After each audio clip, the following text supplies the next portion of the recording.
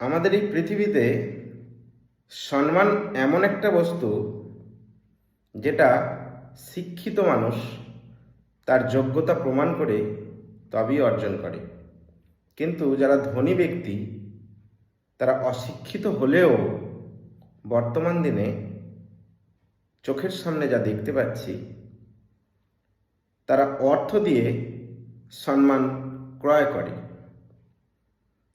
তারা যে কোনো জায়গায়, বিভিন্ন জায়গায় আর কি, যেখানে কোনো অনুষ্ঠান হয়, কোনো ওকেশন হয়, সেখানে তারা তাদের তো অর্থের অভাব নেই, তারা অর্থ দান করে, দিয়ে তারা সেখানে সম্মান কেনে। আর যারা তাদেরকে বেশি করে সম্মান প্রদান করে, সেখানে তারা অনেক বেশি বেশি অর্থও দান করে।